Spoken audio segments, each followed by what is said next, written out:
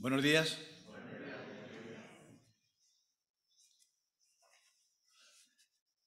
Esta es la segunda vez que os hablo de Samuel, de los libros de Samuel. Y ya os dije la primera vez que los libros de Samuel abarcan la vida de Samuel junto con la vida de Saúl y David. Sin embargo, los primeros capítulos del libro de Samuel, los 8, no hay monarquía, por lo que se engloban dentro de lo que es la etapa de los jueces. ¿Os acordáis de la frase que identifica al libro de los jueces? Esa frase que se repite cada vez que aparece un nuevo juez. Los hijos de Israel hicieron lo malo ante los ojos del Señor. Esta era la frase que Dios decía en el juicio de Dios sobre su pueblo, que estaban haciendo lo malo para sus ojos. Sin embargo, en los 5 últimos capítulos de Jueces, esta frase no aparece. Aparece otra, que dice: Israel hacía lo que bien parecía. Completamente diferente. Porque ahora no es Dios quien está juzgando a Israel, sino que es Israel que está juzgando a sí mismo. Y por lo tanto, estaba todo perfectamente. ¿Por qué iban a pecar? Ellos sabían que estaban haciendo bien, no tenían ningún problema. Por tanto, no tenían ninguna necesidad de arrepentirse. En estos 5 capítulos últimos de Jueces aparecen la historia de 2 levitas. Nosotros estuvimos viendo una, no sé si os acordaréis, hace ya tiempo, en que el levita levantó un altar idolátrico con los dioses de Canaán en casa de Micaía, y al lado levantó un altar a Dios, mezclando la adoración de Dios con la adoración a los ídolos. Y no solamente eso, sino que además, en el momento en que una tribu, la tribu de Dan, le ofreció que fuera su sacerdote, dejó el sacerdocio que estaba llevando porque le interesaba mucho más. Claro, no era lo mismo ser sacerdote de una familia que sacerdote de toda una tribu. Así pues, hasta la madurez de Samuel, Israel vivió el periodo de los jueces, aunque no hubiera un juez. Y como dice el primer versículo del capítulo 3 de Samuel, la palabra de Dios escaseaba y no eran frecuentes las visiones. El texto de hoy abarca no solamente lo que hemos leído, sino también abarca el capítulo 3 de Jueces, de Samuel, y también algún versículo del capítulo 4. Pero por amor al tiempo, si hay que decir algo, pues tocaremos los versículos clave para no leer todo el capítulo. Samuel fue un hombre providencial para Israel, porque él llevó a cabo los propósitos de Dios para su pueblo. Juzgó a Israel y lo libró de una de las más profundas crisis de su historia. Comenzó su ministerio cuando Israel estaba completamente dividido y en guerra entre ellos mismos, cuando Israel estaba adorando a los ídolos y haciendo una falsa adoración a Dios. Y su ministerio acabó con un Israel totalmente unido alrededor del rey David y adorando a Dios como su ley decía. Así pues, el principal propósito de los libros de Samuel, de los 2 libros de Samuel, fue educar a los reyes y a las personas importantes, fundamentalmente a los sacerdotes, para que fueran conscientes de sus responsabilidades con Dios y con su pueblo. Normalmente no empleamos mucho la palabra responsabilidad dentro de la Iglesia, ¿verdad? Normalmente lo empleamos más en un contexto ya fuera de la Iglesia. Hablamos de responsabilidades cívicas, profesionales, familiares, políticas. Hay un montón de responsabilidades. Pero aquí en la Iglesia no solemos hablar mucho de responsabilidades. Preferimos hablar de palabras como ministerio, servicio, dones, consagración. Sin embargo, el libro de Samuel, aunque tampoco utiliza la palabra de responsabilidad, el fin que lleva es que los sacerdotes y los reyes entendieran cuál era su responsabilidad para con Dios y para con Israel. Y por esta razón vamos a ver un poco, por encima, las responsabilidades de Elí, de sus hijos y la del joven Samuel, porque en el párrafo que hemos leído abarcaba a Samuel en su juventud. Y la vamos a contrastar con lo que el Nuevo Testamento nos puede decir sobre este tema. Así pues, vamos a ver a Ofni y Finés, sus responsabilidades. Pues si habéis atendido a la lectura, os habréis dado cuenta de que eran unas piezas bastante regulares, ¿verdad? Se le puede aplicar un montón de adjetivos: caprichosos, irresponsables, licenciosos, glotones, viciosos, promiscuos, prepotentes. En definitiva, eran indignos de su cargo porque vieron el sacerdocio como un medio para alcanzar fines no lícitos. Vieron que la religión para ellos era el medio para alcanzar todo lo que ellos querían. Así que, además de desobedecer a su padre, demostraron un desprecio a Dios y se acostaban con mujeres que no eran suyas, unas auténticas piezas. En el versículo 12 de 1 de Samuel hace un pequeño resumen del carácter de estos hombres. ¿Alguien puede leerlo, por favor? Es Samuel capítulo 2, 1 Samuel capítulo 2, versículo 12. Los hijos de Elí eran hombres impíos y no tenían conocimiento de Jehová. Todos sabemos más o menos lo que significa ser hombres impíos. Hombres impíos son aquellas personas que desprecian todo lo relativo a Dios y todo lo relativo a la religión. ¿Y cómo es que no conocían al Señor? Eran hijos del sumo sacerdote, ellos también eran sacerdotes. Habían nacido, crecido y desarrollado toda su vida en el santuario de Silo, observando y participando en las ceremonias religiosas que se desarrollaban allí. Pero aún así, el autor dice que no conocían al Señor, que no tenían un conocimiento verdadero de Dios. Como sacerdotes tenían derecho a una parte de lo sacrificado. Pero tenían que coger la carne sin ver qué es lo que estaban cogiendo. Ponían el gancho y lo que sacaban era para ellos. Sin embargo, estos lo que hacían es que antes de que se hiciera el sacrificio, iban y cogían lo que ellos querían. Y evidentemente cogían siempre lo mejor del animal. Por lo que el derecho del pueblo no lo tenían en cuenta y además estaban despreciando a Dios porque no estaban obedeciendo su ley. Para ellos la idea de servir a Dios no estaba en sus planes ni en sus propósitos, solo pensaban en servirse a sí mismos, en llenar sus estómagos y sus bolsillos a costa del pueblo. No temían a Dios ni a su juicio, por lo que en realidad es que no creían en Dios. Por esta razón, Dios anuncia su muerte por boca del profeta anónimo que aparece en el texto. La sentencia de estos dos jóvenes se cumplió en una batalla que tuvieron con los filisteos que se narra en el capítulo 4 de 1 de Samuel. Así pues, la gravedad del juicio que Dios impuso a Ofni y Finés estuvo en consonancia con el desprecio que ellos mostraron hacia él, por la irresponsabilidad con la que ejercieron su cargo sacerdotal en este santuario de Silo. Ellos tenían la obligación de cumplir la ley moral y ceremonial de Dios y ser ejemplo para el pueblo. Sin embargo, fue al revés. Como líderes nacionales, no solamente permitieron el pecado, sino que lo promocionaron con su ejemplo. La historia de estos dos jóvenes tiene dos advertencias. La primera está orientada a aquellos que buscan en la religión un medio de beneficio ilícito, que no es cosa de antaño, que también se está dando hoy día. Y la segunda advertencia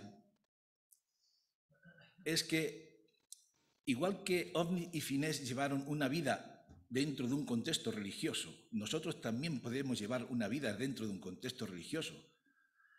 Podemos decir que somos cristianos, podemos venir al culto, participar en los cultos y, sin embargo, no conocer personalmente a Dios. Vamos a pasar a Elí, a ver cómo este hombre llevaba el tema de su responsabilidad con Dios. Es evidente que Elí no estaba de acuerdo con la conducta de sus hijos porque les regañaba. Pero si os habéis fijado, los hijos no hicieron caso de lo que le decía el padre. Es decir, Elí no hizo nada para evitar que los hijos siguieran obrando de esta forma. Este fue su primer error. Es posible, y a modo de excusa, es que dada su avanzada edad, pues ya no tuviera control sobre sus hijos. Sin embargo, la situación que se da entre el padre y los hijos es muestra de que en su juventud el padre no ejerció los deberes de padre ni los deberes de sumo sacerdote. Aún así, el texto da a entender que Elí era un hombre que temía a Dios, pero débil de carácter, un hombre bien intencionado, pero incapaz de oponerse a los deseos y abusos de sus hijos. Elí, como sacerdote y principal responsable de los sacerdotes y levitas, tenía la responsabilidad de evitar la corrupción de sus hijos y la corrupción de los sacerdotes. Si él hubiera destituido y expulsado a sus hijos del sacerdocio, habría tenido la autoridad moral para evitar la corrupción que acampaba por toda la casta religiosa. Pero no lo hizo. Por eso tuvo que sufrir la repulsa y la expulsión del sacerdocio de sus descendientes. También cometió otro segundo error. Y es que, según se apunta en el capítulo 4 de Primera de Samuel, 3 características físicas de Elí. La primera es que era un anciano de 97 o 98 años, o sea que ya era una persona bastante mayor. La otra es que era o estaba casi ciego, por la cual no podía apenas ver. Y otra es que estaba muy gordo. Y llama un poco la atención que la Biblia se preocupe de hacernos ver que Elí estaba muy gordo. Pero dentro del contexto de la situación que estaba viviendo con sus hijos, nos da a entender que Elí participaba y comía la carne que sus hijos cogían fraudulentamente del sacrificio. Por eso el mensajero de Dios incluye a Elí en el desprecio a la ofrenda de Dios. Elí, antes de morir, accidentalmente, se cayó de una silla y se desnucó. Recibió 2 noticias dolorosas, en lo personal y como sumo sacerdote. Por eso se cayó de la silla, de la impresión que le dio. Le anunciaron la muerte de sus hijos y, quizás aún más dolorosa para él, la pérdida del arca de la alianza en manos de los filisteos. Porque la custodia del arca de la alianza era responsabilidad suya. Así, el juicio de Dios hacia Elí tuvo connotaciones aún más dramáticas que la muerte de sus hijos. A mayor responsabilidad, mayor dureza en el juicio. Sin embargo, es interesante ver cómo el poder de Dios actúa, y muchas veces lo hace de forma que apenas nos damos cuenta. Es decir, Él lleva sus propósitos cuando pensamos que en aquella situación ya estaba todo perdido. Dios levanta a Samuel y lo establece en el santuario de Silo. Dice, en el capítulo 3 de Samuel, de 1 Samuel, dice: y Jehová volvió a aparecer en Silo, porque en Silo se manifestaba a Samuel la palabra del Señor. Vamos a ver ahora, en un momento, las responsabilidades del joven Samuel. Pues, a pesar de las debilidades que tenía Elí con la comida y su débil carácter, no se le puede negar un deseo sincero de servir a Dios. ¿Cómo? Pues educando a Samuel, porque la educación de Samuel estaba en sus manos. Y mucho más sabiendo que Samuel le iba a suceder. No siempre es fácil traspasar los cargos de las personas cuando llega el fin del ministerio y tiene que venir otra persona mucho más joven a sustituirnos. No siempre es fácil y no siempre la persona que tiene que dejar el ministerio termina de entender la situación. Sin embargo, Elí sí lo hizo. Su buena disposición habla a favor suyo.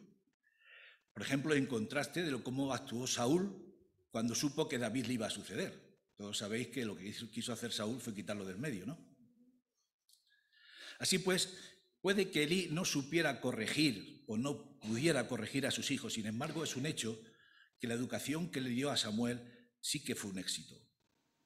Mientras los hijos de Elí ofendían a Dios y al pueblo, dice el versículo 26 del capítulo 2, Samuel crecía en estatura y en gracia para con el Señor y para con el pueblo. Sin embargo, antes de que Samuel recibiera su llamamiento, él tampoco conocía a Dios de una forma personal. Sin embargo, para él servir a Dios significaba servir a Elí en todo lo que él necesitara. De esta forma, él cumplía perfectamente con la responsabilidad que se le había asignado. Yo supongo que todos conocéis el relato del relato del llamamiento de Samuel. No sé si alguno no lo conoce, pero voy a resumirlo muy brevemente, porque está en el capítulo 3 de Samuel que no hemos leído. Samuel dormía en un aposento cerca de donde dormía Elí. Y una noche, en la mitad de la noche, sintió como alguien le llamaba, Samuel, Samuel. Lo lógico es que pensara que era Elí que le estaba llamando, porque ya que era un hombre mayor, medio ciego y muy gordo, pues seguro que necesitaba que le ayudasen para hacer las necesidades durante la noche. Pues se levanta y dice, ya estoy aquí. No, si yo no te he llamado. Anda, ve y acuéstate. Así que Samuel se da la vuelta y vuelve a acostarse. Así 2 veces más. Es esto lo que nos hace pensar que Samuel respondía perfectamente a su responsabilidad. Yo me pienso en que en uno de mis hijos, si yo le llamo y viene y le digo, no, si no te he llamado, y le vuelvo a llamar y viene y le digo, no, si no te he llamado, la tercera vez que le llame me manda a hacer puñetas. Y supongo que a todos vosotros. Sin embargo, no lo hizo así Samuel, sino que escuchó a Elí y le obedeció en cuanto a lo que tenía que decir si volvía a oír que le llamaban otra vez. A la 4ª vez que le llaman,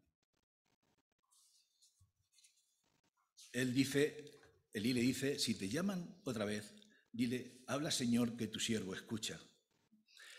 Él no terminó de creer muy bien eso de que era el Señor quien le estaba llamando, porque cuando le llama al Señor, él omite la palabra Señor en lo que le responde. Dice, habla, que tu siervo escucha. No lo tenía muy claro. Sin embargo, sí que al final comprendió que era el Señor el que le hablaba por el juicio que hizo a Elí.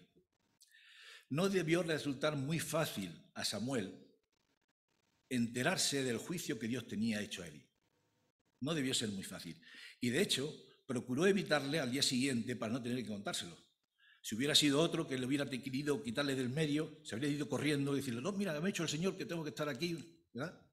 No, él no lo hizo así.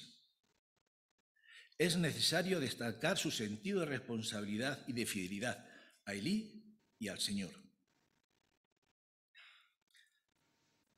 Y es que llama la atención cómo Dios obra poderosamente a través de los hombres y de las personas, pero no obra a través de los poderosos, ni de los sabios, ni de los ricos, sino a través de los débiles, como dice el apóstol Pablo en 1 Corintios.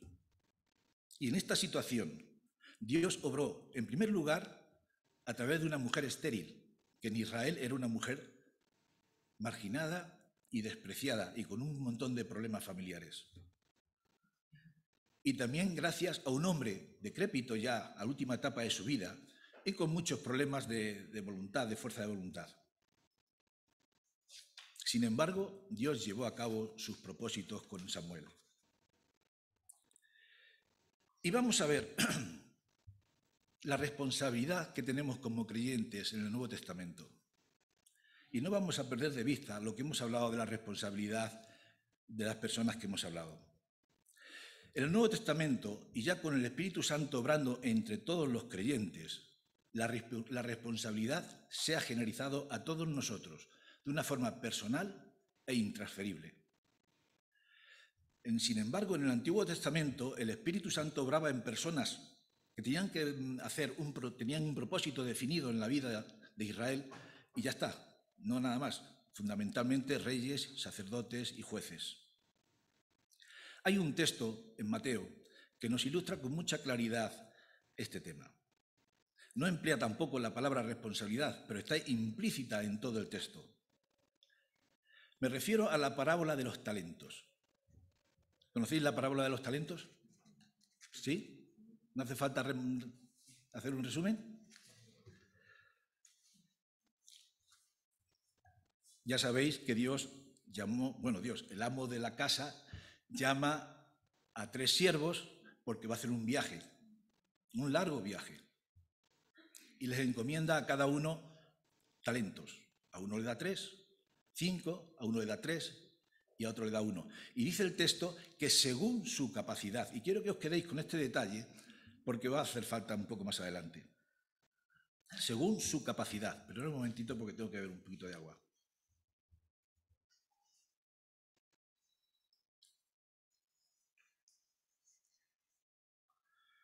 Bueno, todos sabéis que el que recibió 5 talentos, gestionó los talentos y hizo otros 5 talentos.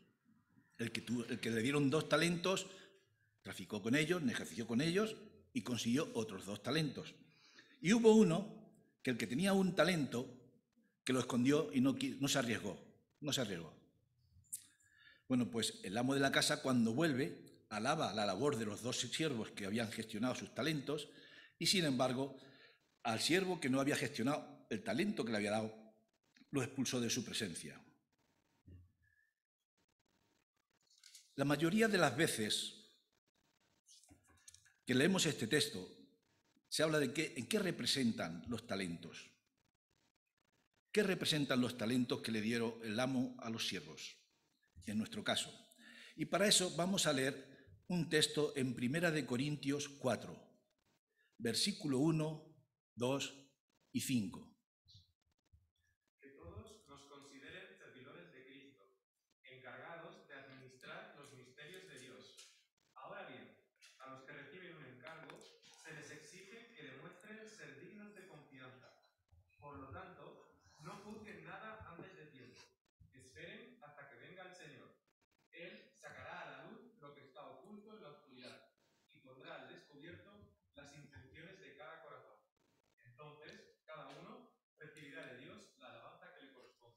No sé si os habéis dado cuenta de que encaja perfectamente con la parábola de los talentos. Fijaros, el apóstol Pablo está hablando de que nosotros somos siervos y administradores, lo que eran los siervos de la parábola. Se requiere que los administradores sean hallados fieles. ¿Y cómo le alaba el Señor a los administradores y a los siervos que había gestionado sus talentos? En lo poco ha sido fiel.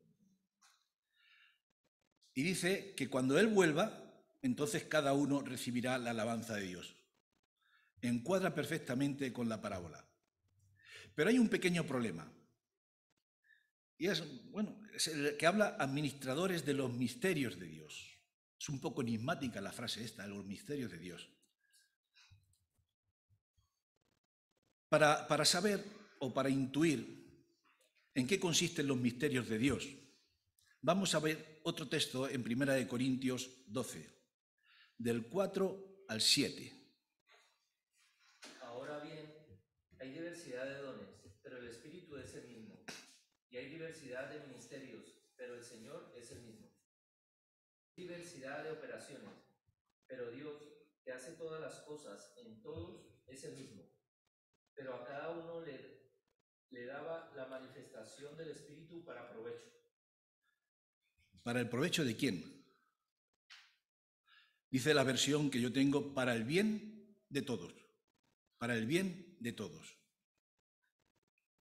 ¿De todos los hombres? Bueno, cuando hablo de todos los hombres, pensar que sigo con el lenguaje de toda la vida. Cuando hablamos en plural masculino, incluimos también a las mujeres. Para el bien de todas las personas. Es decir, nos declara cuál es el propósito de Dios. ¿Cuál es el propósito de Dios? El propósito de Dios son el bien de todas las personas. Creyentes y no creyentes. Para las personas que no son creyentes, ¿cuál es el propósito de Dios? Que conozcan a Cristo y se conviertan, ¿verdad? Ese es el propósito de Dios. Y para los que somos creyentes, ¿cuál es el propósito de Dios? La santificación. Ese es el propósito de Dios.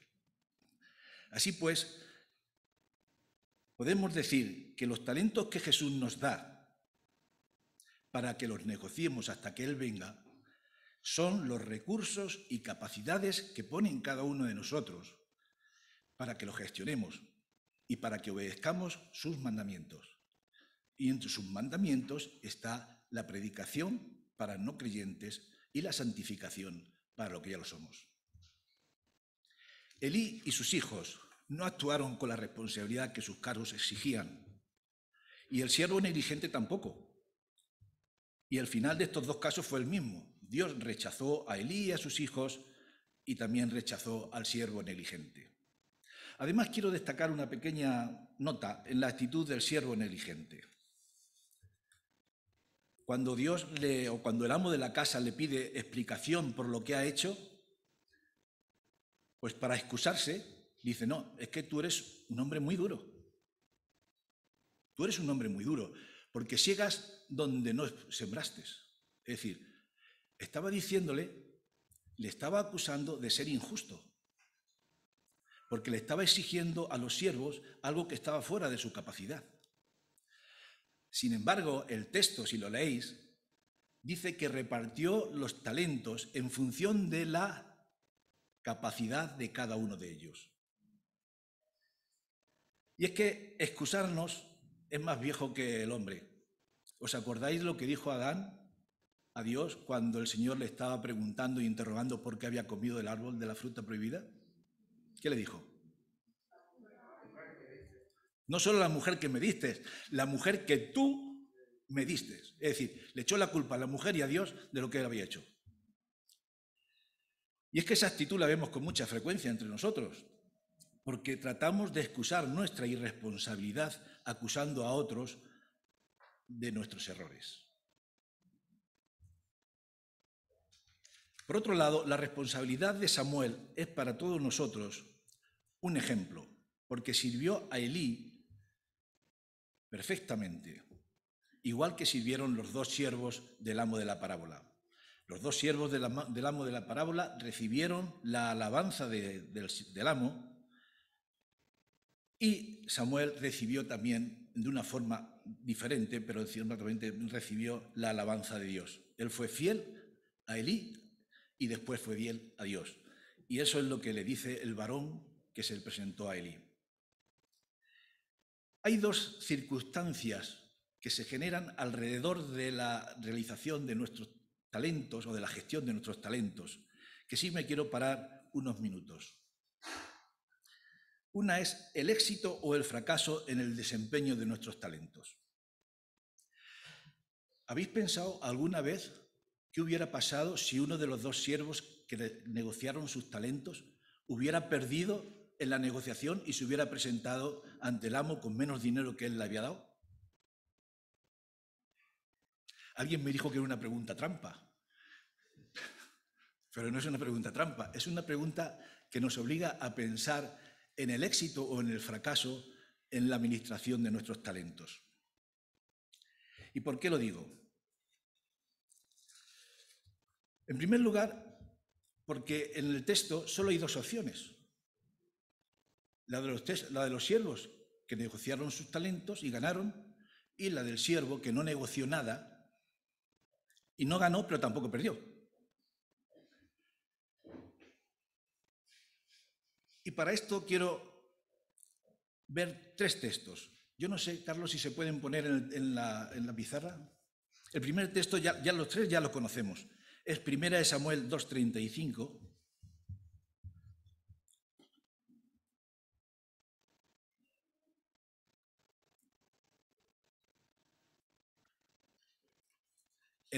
¿Puedes poner en mi pizarra los tres textos juntos?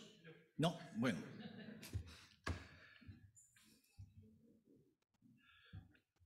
En 1 Samuel 2:35 dice que el sacerdote que Jehová va a levantar después de Elí es ¿cómo?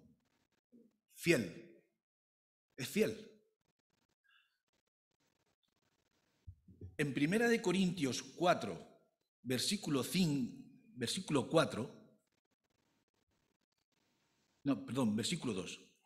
1 Corintios 4, versículo 2.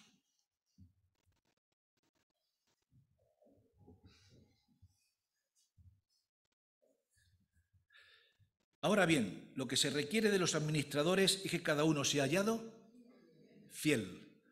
Y si bajamos a Mateo 25, 21,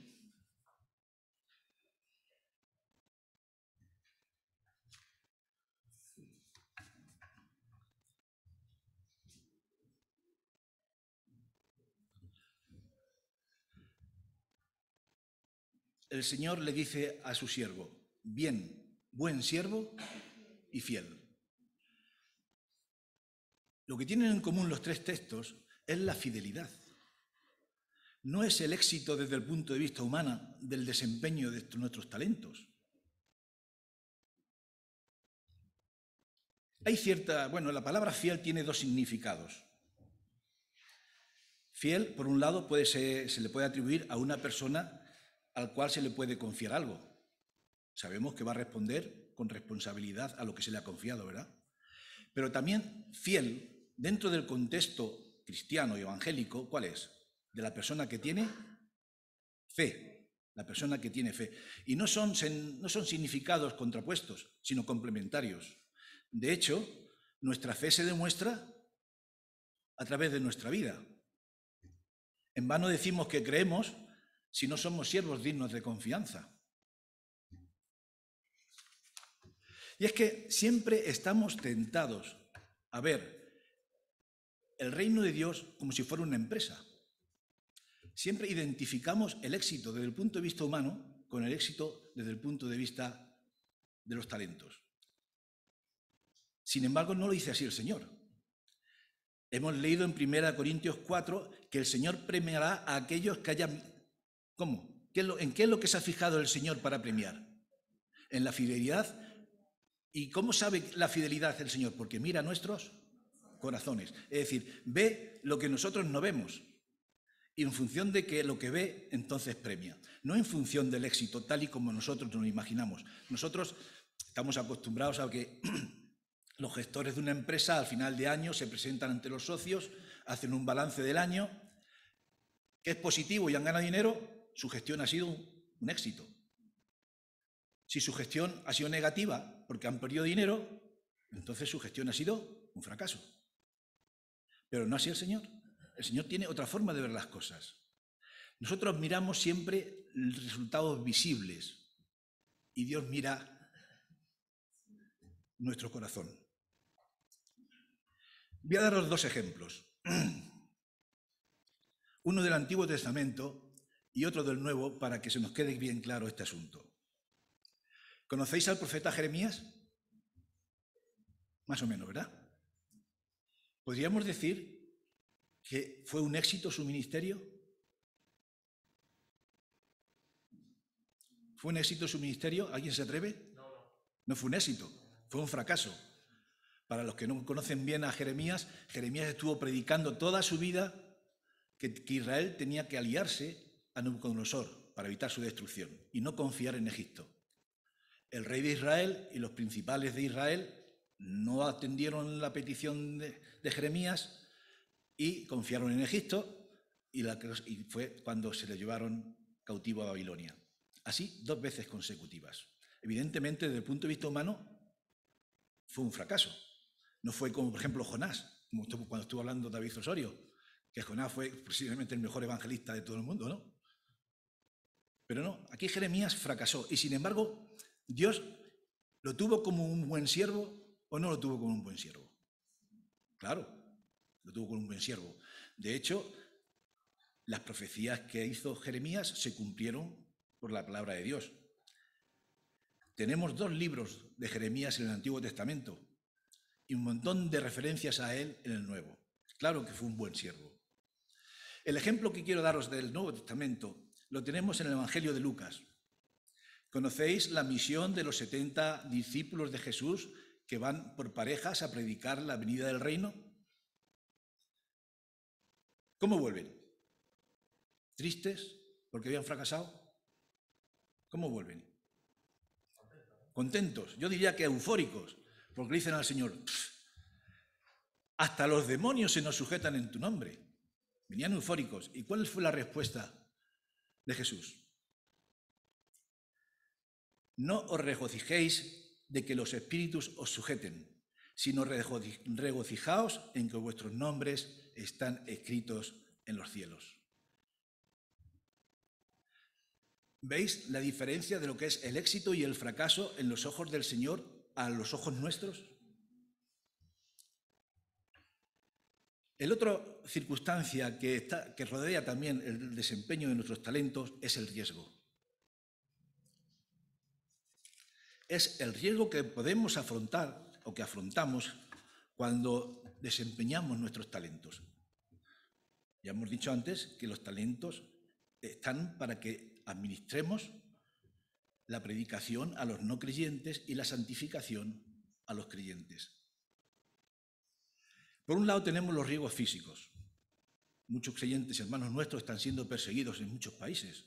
Perseguidos físicamente, es decir, les quitan sus propiedades, los encarcelan, incluso los matan, los asesinan. Por otro lado estamos nosotros y los países que son de nuestro ámbito, en que el riesgo es más sutil. Vivimos en una sociedad muy laica y cada vez es más hostil al Evangelio. Evidentemente no nos van a meter en la cárcel ni nos van a asesinar, por ahora, pero de principio es así. ¿Y cómo esa beligerancia cómo se muestra? Pues esa vigilancia se muestra en que quieren aislarnos de la sociedad que nos rodea para que no podamos influir en ella. Por esa razón nos acusan ¿de qué? De fanáticos, de sectarios, de intransigentes. Es una táctica que da resultado, porque no solamente se da a los cristianos, sino que también se hace con grupos sociales que por lo que sea no les interesa a las personas poderosas. Se les acusa de sectarios, de total, y ya lo que hacen es aislarlos y evitar que tengan influencia en la sociedad que los rodea. Pero el peor riesgo que podemos correr no es físico. El peor riesgo que podemos correr es el que está representado en el siervo negligente, porque nos incapacita para disfrutar el gozo de nuestro Señor. Hay una anécdota, de un señor que viajaba por el sur de Estados Unidos, que paró en un pueblo pequeñito, agrícola, con la idea de descansar un poco y estirar las piernas, y vio a un campesino sentado allí a la puerta de su casa, y por comentar cualquier cosa le pregunta, ¿qué tal? ¿Cómo va la siembra, el cultivo del algodón? No, hoy este año no hemos cultivado algodón. Ah, no, ¿y por qué?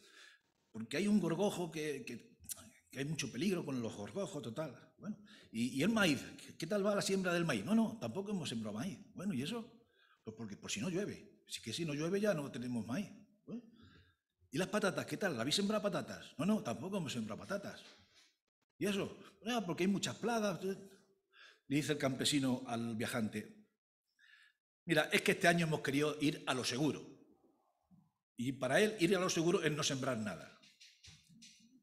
Y al igual pasó al siervo negligente.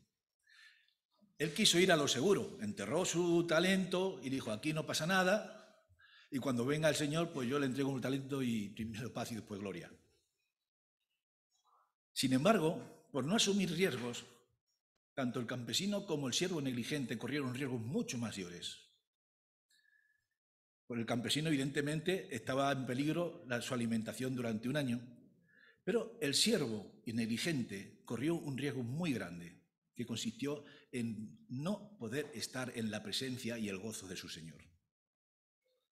Terminamos. Mirad, todos los creyentes, gracias al Espíritu Santo, tenemos dones.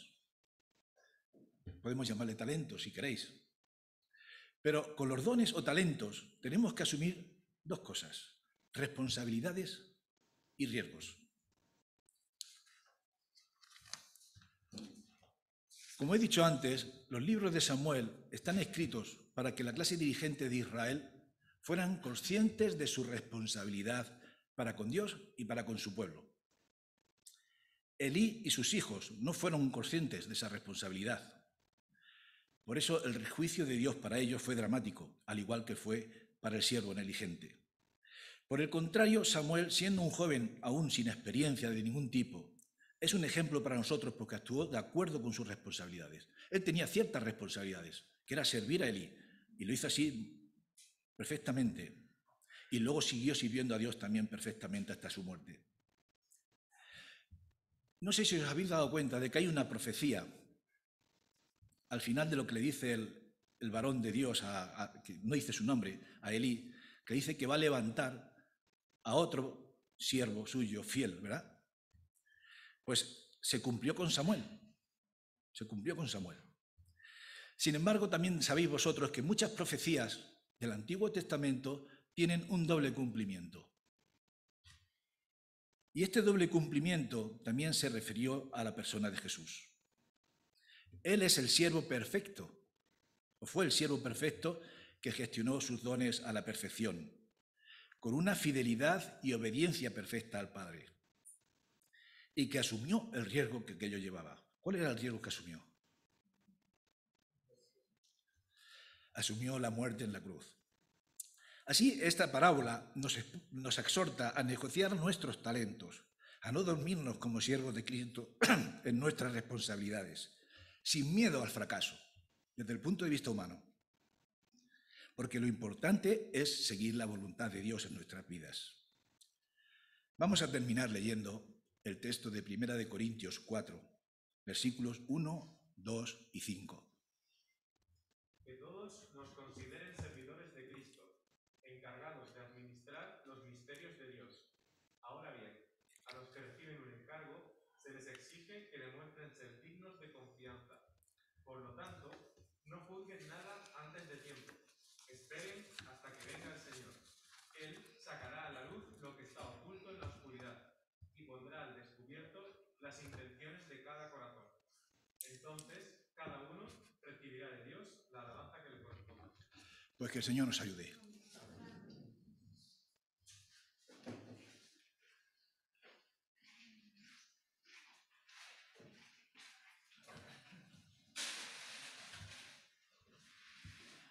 Pues ahora vamos a pasar, pero primeramente gracias a Joaquín por es nuestro maestro historiador de la historia, de la Biblia. Es una bendición tener personas que nos puedan ayudar a entender y gracias al Señor por su vida también.